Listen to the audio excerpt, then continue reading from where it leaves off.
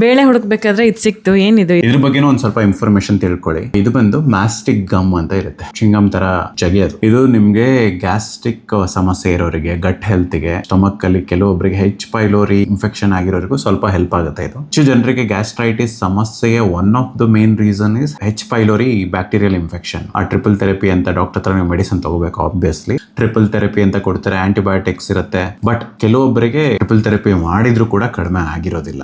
ಆ ರೀತಿ ಸಮಸ್ಯೆ ಇರೋರು ಮ್ಯಾಸ್ಟಿಕ್ ಗಮ್ ನ ಒಂದು 4-5 ರೈಸಿನ ತರ ಊಟದ ಮಧ್ಯದಲ್ಲಿ ಜಗಿಯೋದು, ಇಲ್ಲ ಊಟ ಆದ್ಮೇಲೆ ಜಗಿಯೋದು. ಅಂದ್ರೆ ಅದ್ರದ್ದು ರಸನ ನೀವು ಚುಂಗಮ್ ತರ ಒಂದು 10-15 ನಿಮಿಷ ಜಗಿಯೋದು ಹೆಲ್ಪ್ ಆಗುತ್ತೆ. ಮತ್ತೆ ಇದಕ್ಕೆ ಇನ್ನೊಂದು ಹೆಸರಿದೆ, ರೂಮಿ ಮಾಸ್ತಂಗಿ ಅಂತ ಹೇಳ್ತಾರೆ.